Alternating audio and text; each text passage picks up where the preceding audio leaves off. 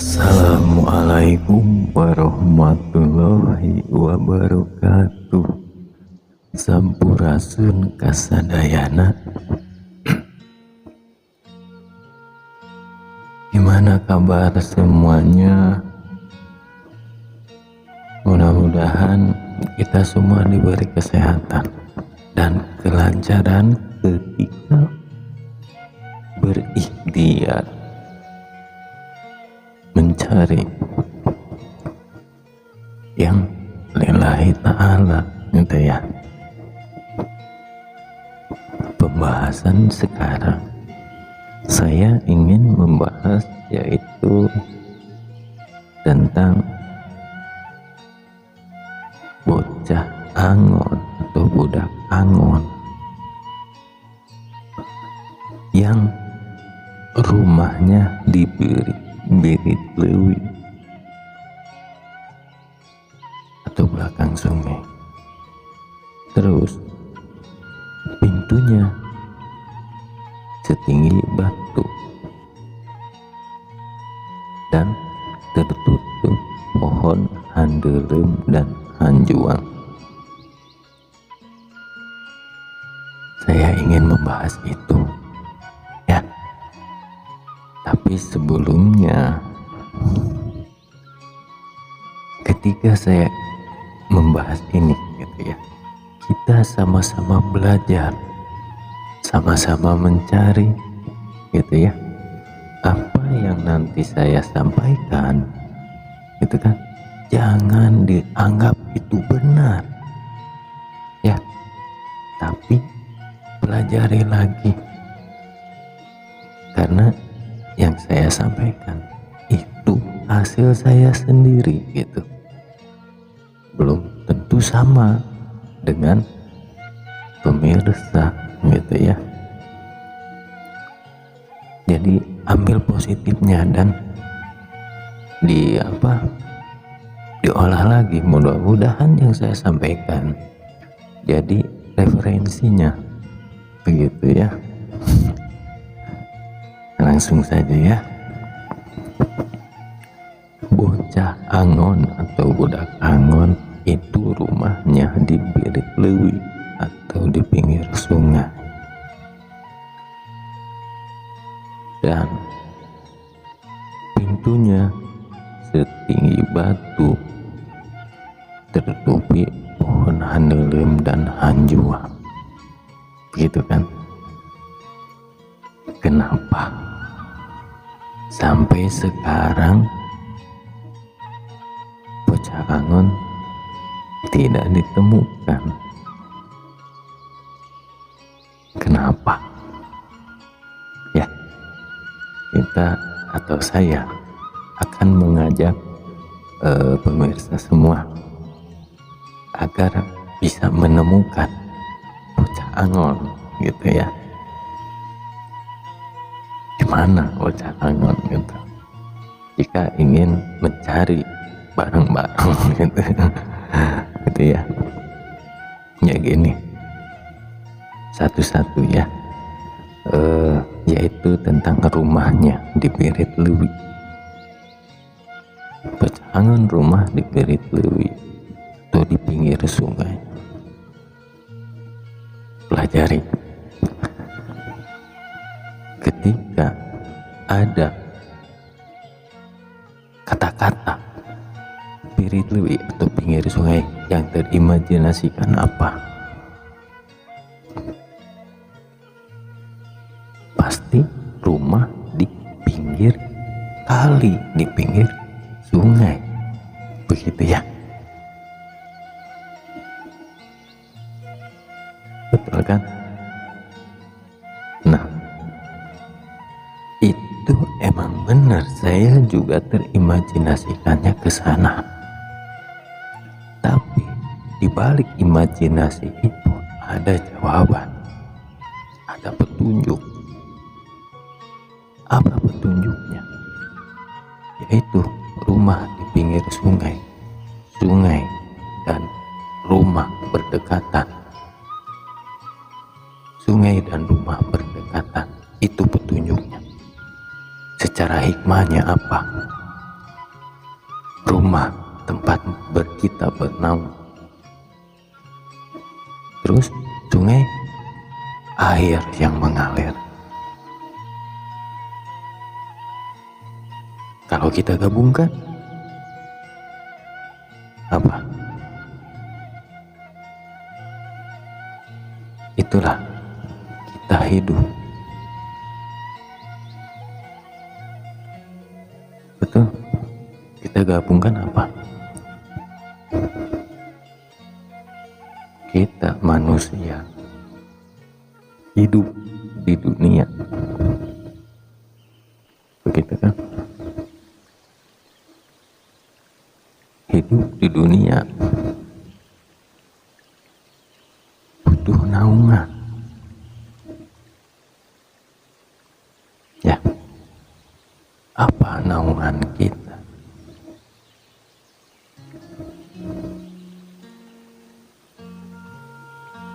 Untuk tahu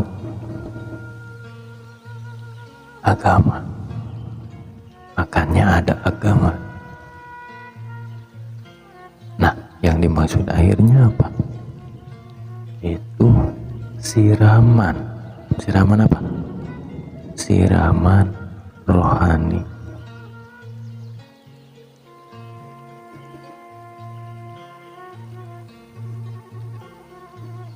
Ya.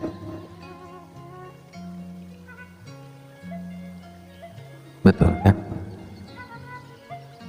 Kalau manusia gitu kan, tapi yang kita cari kan bocah angon.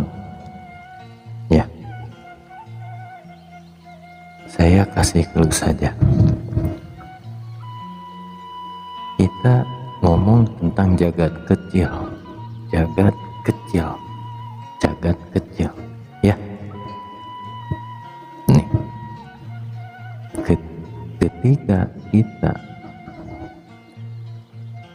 ingin tahu jagat kecil, gitu kan, yaitu ke tempat naungan kita, hati kita, tempat menaung, apa, berteduh hati kita, itu rumahnya.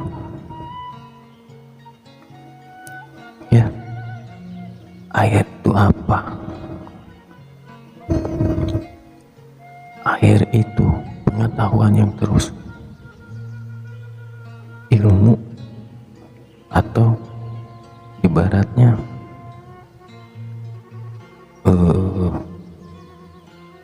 siraman kolbu lah, apa, bersih gitu, supaya bersih gitu hati kita itu, supaya bersih gitu. Rumah di pinggir kali atau di pinggir sungai itu agar bersih hati kita bersih. Itu ya, jagat kecil, hati kita bersih. Terus apa? Pintu setinggi batu. Kenapa ada pintu, ada batu? Kita bayangin saja, pintu rata-rata tinggi berapa? 2 atau 3 meter.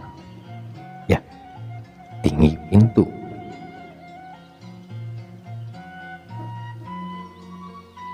Nah, sekarang batu, apa, pintunya setinggi batu, berarti batu 2 atau 3 meter menutupi pintu. Batu itu ibaratnya pintu kan tempat kita masuk. Ya,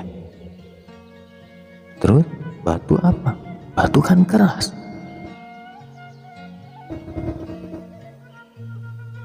Batu itu keras. Berarti antara pintu sama batu itu apa? Agar kita bisa ke rumahnya bocah angon yang di pinggir sungai itu, yang saya bilang jagat kecil. Hati kita bersih karena di pinggir sungai air tercuci, ini air yang dibilang siraman kolbu. bersih. Agar hati kita bersih, tapi ada penghalang. Mau kita bersihkan hati kita itu ada penghalang, yaitu batu menghalangi pintu setinggi batu. Kalau gampangnya apa? Ini,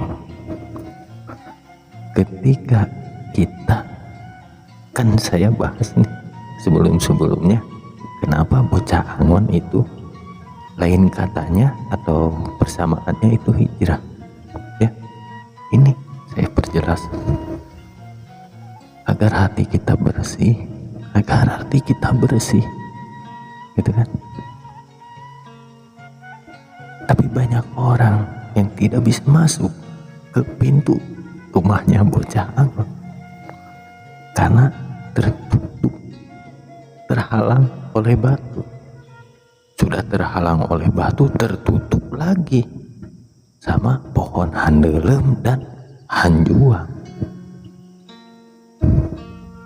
Kita mau bisa tahu gimana bocah Angon, kan begitu ya.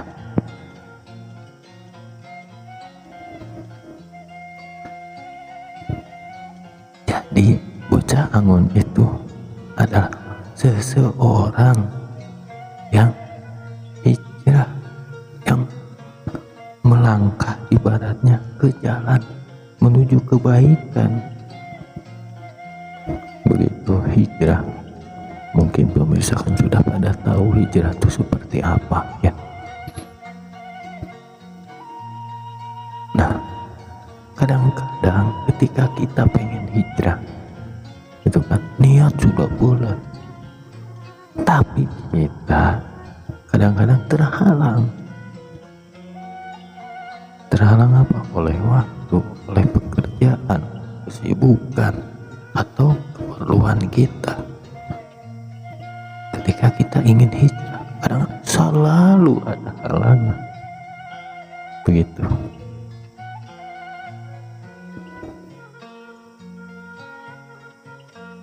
Selalu ada halangan. Nah itu pintu setinggi batu, terhalang. Agar apa? Agar hati kita bersih kan. Ketika kita hijrah bersih, kan saya pernah membahas juga, yang saya bilang Ustaz Rupin ini sudah muncul itu kan di judul videonya.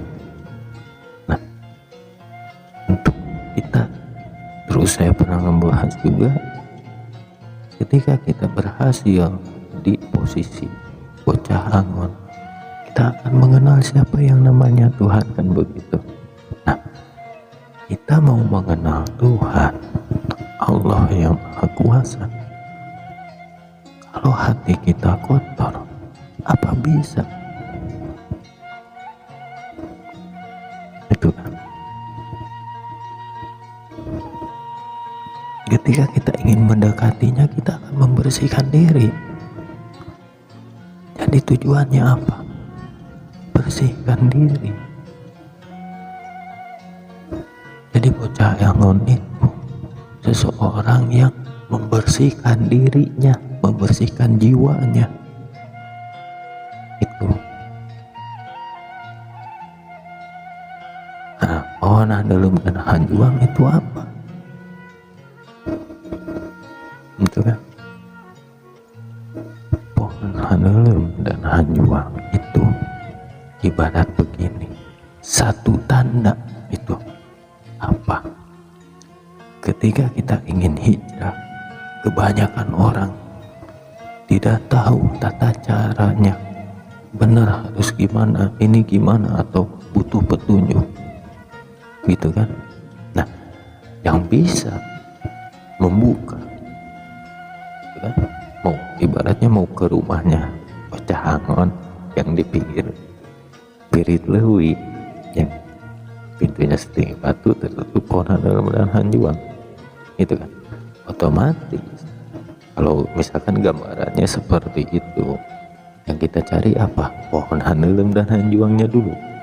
Setelah ketemu pohon handelem dan hanjuang, terus kita cari pintu yang setinggi batu, gitu kan, pas titiknya yang di pinggir sungai, gitu kan. Nah, ibaratkan begitu. Jadi apa? Pohon andelem dan hanjuang itu guru.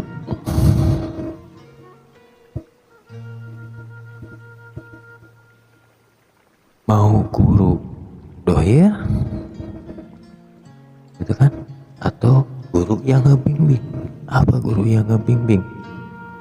Pendamping kita, yang mendampingi kita.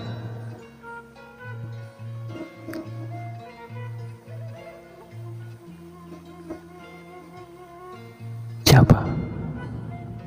Ya leluhurnya. Makanya ada pemuda berjanggut. Begitu. Dalam kisahnya kan, dalam Uga Wangsit Siliwangi ada pemuda berjanggut yang membawa bocah angon ke lebat cewek nih. Kalau guru dohirnya ya manusia gitu. Terus ada guru yang ada pingin kita juga ada, itu yang mengajak kita, yang mendorong kita supaya mau yang namanya hijrah. Mungkin jelas pembahasan saya, kita ya pelajari lagi. Kalau misalkan ada salah, saya mohon maaf gitu ya, karena ini hasil saya pribadi, tidak baca buku atau apa, itu kan berarti apa? Saya hanya memberikan referensi. Hasil saya begini, dicocokkan dengan hasil yang pemirsa miliki, gitu. Mudah-mudahan ketemu benang merahnya, begitu ya. Wassalamualaikum warahmatullahi wabarakatuh.